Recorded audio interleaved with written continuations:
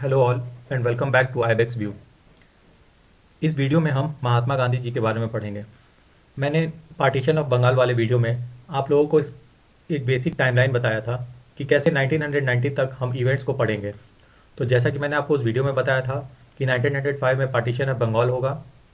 बंगाल के विभाजन के बाद 1906 में मुस्लिम लीग का फॉर्मेशन होगा, क्योंकि मुस्लिम जो है कर्जन के द्वारा डेविएटेड रहेंगे। फिर 1907 में सूरत स्प्लिट होगा, यहाँ कांग्रेस दो सेपरेट पॉलिटिकल आइडियोलॉजी के बेस पे डिवाइड हो जाएगी बिटवीन मॉडरेट्स एंड एक्सट्रीमिस्ट। उसके बाद हम देखेंगे 1909 में मिंटो मॉर्ले रिफॉर्म्स, और इसी के थ्रू सेपरेट इलेक्टोरेट का सिस्टम इंडिया में इंट्रोड्यूस किया जाएगा। सेपरेट इलेक्टोरेट का मतलब ये होता है कि ये मुस्लिम के टर्म्स में लाया जाएगा कि अगर मुस्लिम कैंडिडेट है तो उसे सिर्फ मुस्लिम ही वोट कर सकते हैं, उनके वोटर सिर्फ मुस्लिम होंगे। ये सेपरेट इलेक्टोरेट का कॉन्सेप्ट था। फिर हम देखेंगे 1911 में हार्डिंग जो है वो बंगाल के विभाजन को रद्द कर देते हैं, और 1912 में उन पे बॉम्ब फेंका जाएगा अनुशीलन समिति के द्वारा और खुदीराम बोस के द्वारा, जिसे दिल्ली लाहौर कॉन्स्पिरेसी केस भी कहा जाता है। फिर हम देखेंगे 1914 में बाल गंगाधर तिलक जेल से छूट करके आएंगे, और 1916 में एनी बेसेंट प्लस बाल Gangadhar Tilak home rule league का स्टार्ट करेंगे इंडिया में। ये दोनों लोग डिफरेंट एरियाज में अपने लीग को स्टार्ट करते हैं। फिर 1915 में इसी बीच में महात्मा गांधी की एंट्री होती है। 9 जनवरी को। और फिर 1916 में आपका लखनऊ सेशन में लखनऊ पैक्ट होता है, जिसमें कांग्रेस फर्स्ट टाइम मुस्लिम लीग के सेपरेट इलेक्टोरेट के डिमांड को एक्सेप्ट करेगी और एक जॉइंट डिमांड रखेगी गवर्नमेंट के सामने। इस बदलते सिनेरियो को देखते हुए उस समय के सेक्रेटरी ऑफ स्टेट मॉन्टेग 1917 में एक स्टेटमेंट देंगे, जिसे मॉन्टेग स्टेटमेंट कहा जाता है, और ये कहेंगे कि ब्रिटिश इंडिया का भी जो मोटिव है वो इंडियंस को सेल्फ गवर्नमेंट इंस्टीट्यूशन का इंट्रोडक्शन करना है।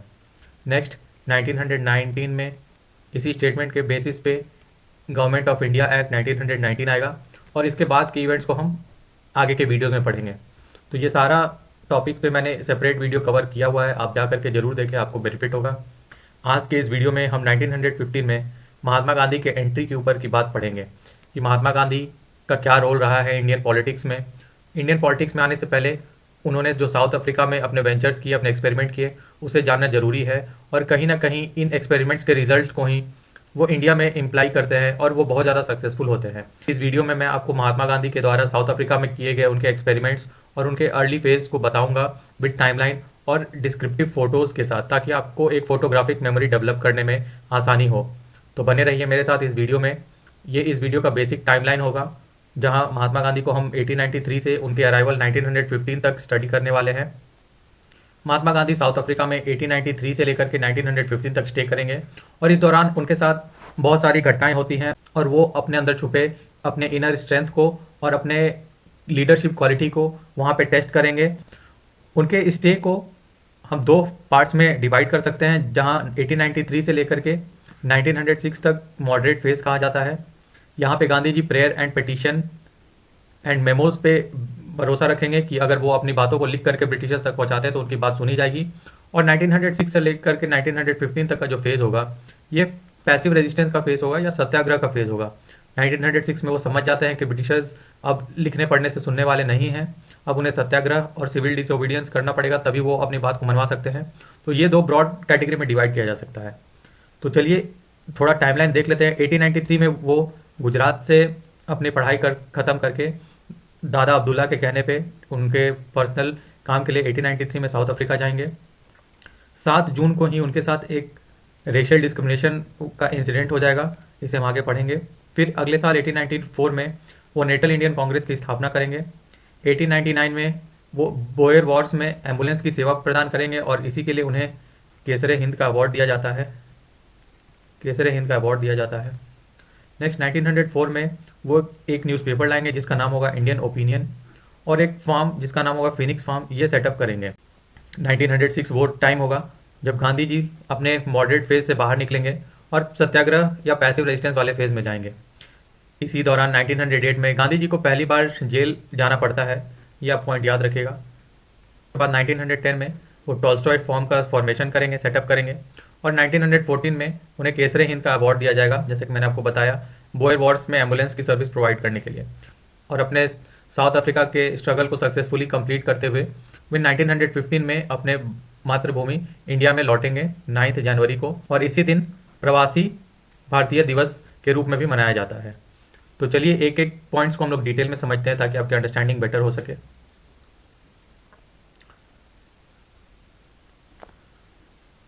Early carrier of Mahatma Gandhi in South Africa. उसके पहले हम देखते हैं महात्मा गांधी ने अपनी एजुकेशन किस किस इंस्टीट्यूशन से प्राप्त की थी। प्राइमरी एजुकेशन वो पोरबंदर में ही उन्होंने प्राप्त की थी। हाई स्कूल की शिक्षा उन्होंने एल्फ्रेड हाई स्कूल राजकोट से प्राप्त की थी। कॉलेज के लिए वो सामलदास आर्ट कॉलेज गए थे और इन्होंने लॉ की पढ़ाई की थी। फिर हायर स्टडीज़ के लिए वो यूनिवर्सिटी कॉलेज ऑफ लंदन गए थे। तो ये सारे इंस्टीट्यूट से उन्होंने पढ़ाई की थी। अब जानते हैं कि वो साउथ अफ्रीका कैसे पहुंच गए। दादा अब्दुल्ला जो कि एक गुजराती व्यापारी थे, वो महात्मा गांधी के साथ 1 साल का कॉन्ट्रैक्ट करते हैं और उन्हें इंडिया से डरबन ले जाते हैं। तो ये जगह डरबन है, यहीं पे महात्मा गांधी गुजरात से जाएंगे दादा अब्दुल्ला के कहने पर। साउथ अफ्रीका का पोजीशन आप उस समय इससे इस बात से अंदाजा लगा सकते हैं कि महात्मा गांधी जब साउथ अफ्रीका जाएंगे 1893 में, तब साउथ अफ्रीका में पहली बार कोई इंडियन बैरिस्टर आएगा और पहली बार कोई highly educated Indian south African land पे कदम रखेगा। तो साउथ अफ्रीका का पोजीशन उस समय बहुत ख़राब था। वहाँ पे भी कॉलोनियल गवर्नमेंट रूल करती थी और वहाँ पे जो इंडियंस थे वो मोस्टली इंडेंचर्ड लेबर्स और फैक्ट्रियों में काम करने वाले लेबर्स थे। तो ये देख सकते हैं, ये महात्मा गांधी की उस समय की तस्वीर थी। पूरा सूट बूट में हैंडसम दिखते थे। और इंडिया में जब वो टूर करेंगे और देखेंगे कि इंडियंस की हालत ऐसी है, तब वो अपने आप को इंडियन वेशभूषा में डालेंगे और ये सारे कपड़ों को रिजेक्ट करेंगे। मैं आपको एक फ़ोटो भी दिखाऊंगा जब वो इंडिया पे आएंगे 1915 में, तब भी वे कुछ सेमी वेस्टर्न ड्रेस में दिखेंगे, जहां वो सिर पे टर्बन लगाए रहेंगे और गमछा लिए रहेंगे, लेकिन उनके पास कंप्लीटली धोती वाला अटायर वो बाद में अटेंड करेंगे। तो उस समय जो इंडियन साउथ अफ्रीका में थे वो रेशियल डिस्क्रिमिनेशन का शिकार थे। इस रेशियल डिस्क्रिमिनेशन का शिकार बहुत जल्द गांधी जी भी हो जाते हैं। जब वो डरबन से प्रिटोरिया जा रहे होते हैं फर्स्ट क्लास ट्रेन की टिकट कटा करके अपने लॉ के काम से, तब उन्हें बीच में जोहान्सबर्ग के आसपास उन्हें टीटी ट्रेन से ढकेल देते हैं। ये फोटो उसी को दर्शाता है और कहता है कि 7 जून 1893 को Mohandas Gandhi was throne of in South Africa and Mahatma Gandhi was born. मतलब मोहनदास से महात्मा गांधी का जो सफ़र है यहीं से उनका शुरुआत होता है। किसी तरह बेचारे अपने आप को वेटिंग हॉल में रात गुजारते हैं और फिर से वो वहाँ से जोहान्सबर्ग से प्रिटोरिया जाने के लिए फिर से फर्स्ट क्लास की टिकट लेते हैं। लेकिन सेकेंड टाइम इस बार फिर से वहाँ के टीटी उन्हें धक्का मार के निकालेंगे, लेकिन उस बार यूरोपियन पैसेंजर बीच में आ जाते हैं और उन्हें अपने साथ ट्रैवल करने के लिए अलाउ कर देते हैं।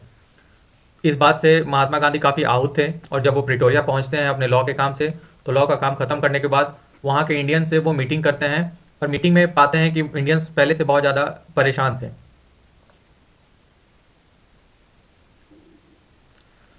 अपना लॉ का काम खत्म करने के बाद महात्मा गांधी वहां पे से निकलना चाहते थे और वो वहां से निकल ही रहे होते हैं कि डिसएनफ्रेंचाइज इंडियन बिल नामक एक इस बिल को नटाल प्रोविंशियल गवर्नमेंट पास करने वाली थी।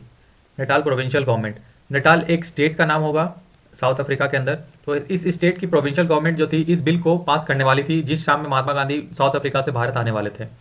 तो इस बिल में भारतीयों को नागरिकता से वंचित कर दिया जाता और इस बिल को रोकने के लिए वहाँ के जो इंडियंस थे वो महात्मा गांधी के हाथ पैर जोड़ने लगते हैं कि आप रुक जाइए, क्योंकि महात्मा गांधी उस समय इंग्लिश में बोल लेते थे, लिख लेते थे।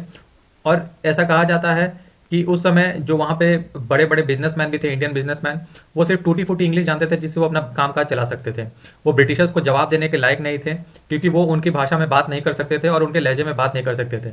महात्मा गांधी, जैसा मैंने बताया, वो फर्स्ट बैरिस्टर होंगे जो इंडिया से साउथ अफ्रीका जाएंगे और फर्स्ट हाईली एजुकेटेड मैन होंगे साउथ अफ्रीका में, first Indian highly educated man होंगे साउथ अफ्रीका में।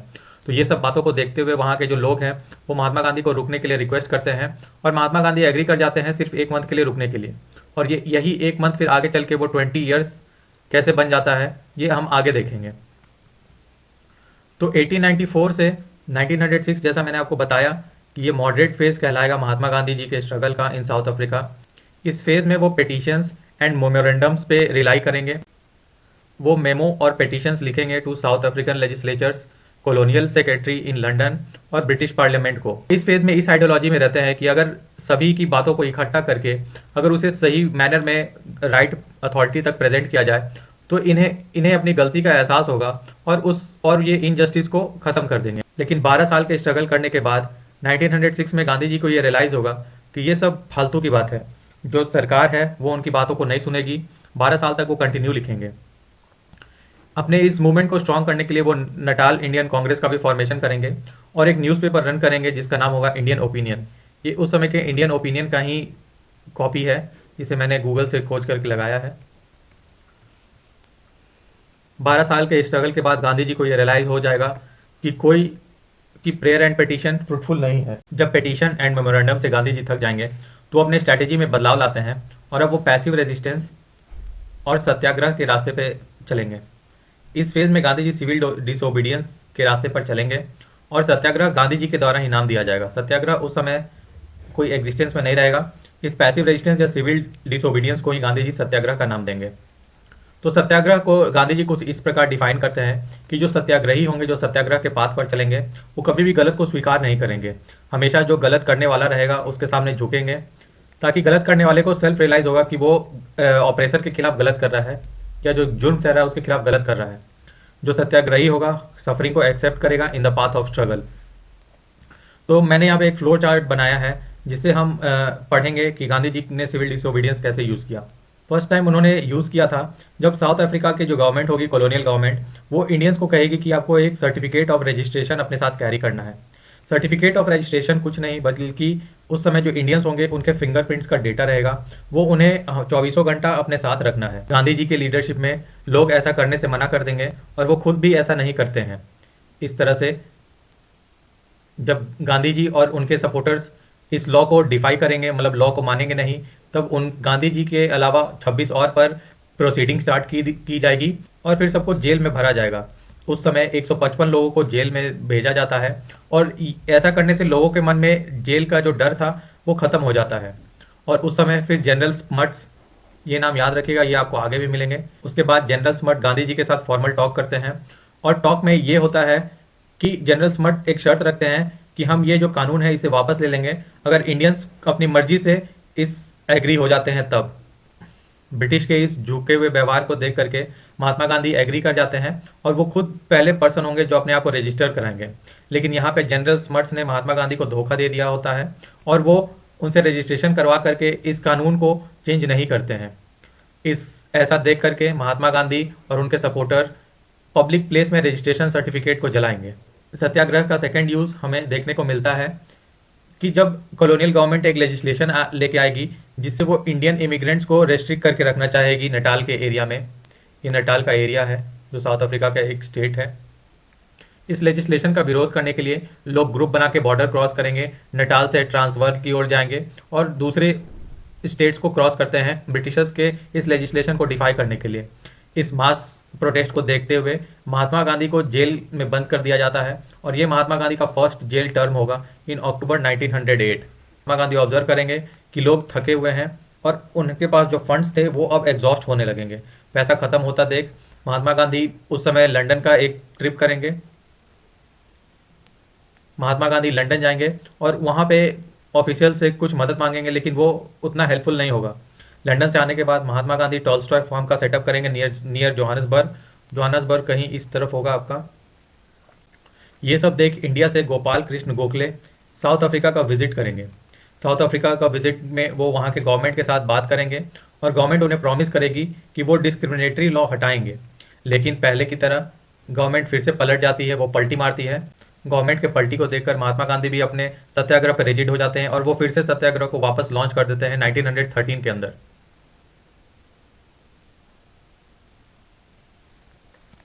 उस समय फिर से कॉलोनियल गवर्नमेंट इंडियंस पे डिस्क्रिमिनेटरी लॉज लेकर आएगी, जिसमें पहला होगा पोल टैक्स ऑन इंडियंस। उसके बाद हेवी टैक्स लगाया जाएगा वहाँ के लेबर क्लास के लोगों पर।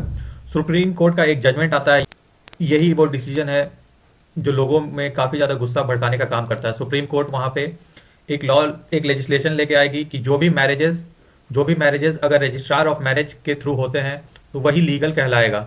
और ये क्रिश्चियन लॉ पे बेस्ड था या क्रिश्चियन प्रैक्टिसेस पे बेस्ड था। और इसके अलावा जो भी मैरिजेस की जाएंगी जो हिंदू, मुस्लिम और पारसी ट्रेडिशन पे की जाएंगी वो इलीगल होंगी, और इलीगल शादियों से हुए बच्चे भी इलेजिटिमेट या नाजायज़ कहलाएंगे। ये लॉ आने के बाद वहाँ के जो लोकल्स, वहाँ पे जो इंडियंस थे, वो कहेंगे कि अब नाक से पानी ऊपर उठ गया, और महात्मा गांधी भी लोगों के इस गुस्से को यूज़ करके एक नेशन वाइड प्रोटेस्ट का कॉल करेंगे। महात्मा गांधी उस समय लोगों का सपोर्ट मांगेंगे और लोग भी बढ़ चढ़ के भाग लेंगे। उस समय लगभग 2000 मेन, चिल्ड्रेन और एंड वुमेन जो इंडियंस के थे, जो इंडिया के थे, वो महात्मा गांधी के साथ सपोर्ट में आ जाते हैं। Mahatma Gandhi illegally border cross करेंगे विद अदर सत्याग्रहीज। इस प्रोटेस्ट में महात्मा गांधी कई बार जेल में जाते हैं और फिर रिलीज हो जाते हैं। इंडियन कम्युनिटी के अंदर गुस्से की आग भड़की रहेगी और इसे स्ट्राइक के रूप में देखा जाएगा। उस समय में माइंस में काम कर रहे लोग, प्लांटेशन वर्कर, सारे वाइड स्प्रेड स्ट्राइक को कॉल करते हैं और telephone line, water line, electricity line, सारे कमोडिटीज़ को और फैसिलिटीज़ को डिस्टर्ब करेंगे। गोपाल कृष्ण गोखले साउथ अफ्रीका में हो रहे अत्याचार के खिलाफ इंडिया में इंडियंस को जागृत करेंगे और यहाँ पे उस समय के वाइसरॉय लॉर्ड हार्डिंग से मिलेंगे। लॉर्ड हार्डिंग जो खुद ही इंडिया में जुर्म कर रहे थे और रिप्रेशन कर रहे थे, वो साउथ अफ्रीका में हो रहे अनआर्म्ड मैन के ऊपर जो ब्रूटल फोर्स यूज़ किया जा रहा था और जो पीसफुल मैन थे उनके खिलाफ जो गवर्नमेंट रिप्रेसिव मेजर यूज़ करी थी उसका कंडेम करेंगे। और फाइनली हम देखेंगे कि गवर्नमेंट नेगोशिएशन पे आती है। नेगोशिएशन टॉक्स में महात्मा गांधी, लॉर्ड हार्डिंग जो वाइसरॉय रहेंगे, CF एंड्रूज जिन्हें दीन बंधु कहा जाता है, और देश बंधु CR दास को कहते हैं, CR दास। तो ये डिफरेंस याद रखिएगा।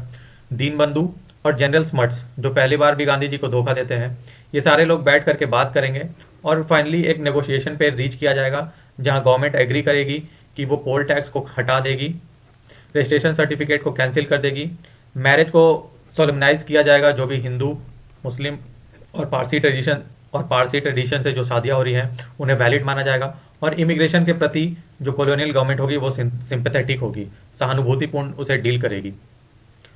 तो महात्मा गांधी का ये जो सफ़र था वो कहीं ना कहीं सक्सेसफुल माना जाएगा और इन्हीं आउटकम्स और लर्निंग्स को वो इंडिया में अप्लाई करेंगे। पहला जो उनका मेजर आउटकम होगा कि नॉन वायलेंट और सिविल डिसोबीडियंस का जो ट्रिक है ये उनका ब्लूप्रिंट बनेगा, ये गांधीयन मेथड का ब्लूप्रिंट बनेगा, नॉन वायलेंट और सिविल डिसोबीडियंस। जिसे हम देखेंगे कि वो इंडिया में भी सत्याग्रह जो करते हैं उसमें ये गवर्निंग फीचर होगा। सिविल डिसोबीडियंस वो इंडिया में लॉन्च करेंगे 1930s के अंदर। नॉन वायलेंट के वो इतने समर्थक होंगे कि 1920s में जब वो नॉन कॉपरेशन मूवमेंट स्टार्ट करते हैं और इसके बाद वहाँ इंडियंस जो थे वो चौरी चौरा में जब नॉन वायलेंस का यूज़ करेंगे, तो इसे देखते हुए गांधी जी इस पूरे मूवमेंट को, जो उस समय हाई पे था, इस मूवमेंट को रिकॉल कर देंगे जिसे बारडोली रिट्रीट कहा जाएगा। नेक्स्ट उन्होंने ये भी सीखा था कि जो गुस्सा है वो सिर्फ एनिमी का नहीं बल्कि अपने फॉलोअर्स का भी देखना पड़ेगा। Gandhi ji non cooperation movement वापस ले लेते हैं, तो CR दास, जवाहरलाल नेहरू और NC खेलकर एक नए पार्टी का गठन करता है जिसे स्वराज दल कहा जाता है। तो ऐसा उन्होंने साउथ अफ्रीका में ही देखा था कि दुश्मनों के अलावा अपनों से भी उन्हें झेलने को मिलता है। नेक्स्ट जो लीडर होते हैं उन्हें हार्ड डिसीजन लेना पड़ता है, बजाय इसके कि जो उनके फॉलोअर्स हैं वो कुछ और चाहते हैं। अनपॉपुलर डिसीजन लेने पड़ते हैं irrespective of what their followers want. और ऐसा हम देखते हैं जब नॉन कॉपरेशन को वो वापस ले लेते हैं, जबकि होल कंट्री चाहती थी कि चौरी चौरा के इंसिडेंट को नेग्लेक्ट करके आगे बढ़ा जाए, लेकिन गांधी अपने नॉन वायलेंट के लेसन को बरकरार रखने के लिए नॉन कॉपरेशन मूवमेंट को वापस लेते हैं। और ऐसा कई इंसिडेंट्स में हम देखेंगे मॉडर्न इंडियन हिस्ट्री में आगे। तो ये था गांधी जी का स्टे फ्रॉम 1893 टू 1915। 1915 में गांधी जी आएंगे और आगे के वीडियोस में हम इसे पढ़ेंगे, जिसका टाइमलाइन मैं आपको अभी बता दे रहा हूँ। 1915 में गांधी जी इंडिया आएंगे। 1917 में वो चंपारण सत्याग्रह स्टार्ट करेंगे जो कि उनका पहला सिविल डिसोबीडियंस होगा। 1918 में वो अहमदाबाद में फर्स्ट हंगर स्ट्राइक करेंगे। फिर उसी साल वो खेड़ा जाएंगे जहाँ वो नॉन कॉपरेशन का सहारा लेंगे फर्स्ट टाइम। ये फर्स्ट एक्सपेरिमेंट होगा इंडिया में। फिर अप्रैल 1919 में रॉलेट एक्ट आता है इंडिया में, जिसका विरोध करते हुए अप्रैल 1919 में जलियांवाला बाग मैसेकर होता है। 1920 के फरवरी में खिलाफत और नॉन कॉपरेशन मूवमेंट स्टार्ट करते हैं और 1922 में चौरी चौरा, जैसा मैंने आपको बताया, ये होता है। इसके आगे की टाइमलाइन के साथ हम पूरा मॉडर्न इंडिया हिस्ट्री कंप्लीट करेंगे। तो इसी तरह के एनालिटिक वीडियो और डीप अंडरस्टैंडिंग वाले वीडियो के लिए बने रहिए मेरे साथ। मैं आपको BPSC की तैयारी करवा रहा हूँ along with previous year question solving. हम UPSC और वेरियस प्रेस्टिजियस एग्जाम्स के क्वेश्चन पेपर सॉल्व कर रहे हैं। क्योंकि बीपीएससी भी आजकल यूपीएससी के ट्रेंड पे इवॉल्व हो रही है और हमें अपने आप को भी उसी ट्रेंड पे इवॉल्व करना है। तो बने रहिए मेरे साथ, तब तक के लिए थैंक यू।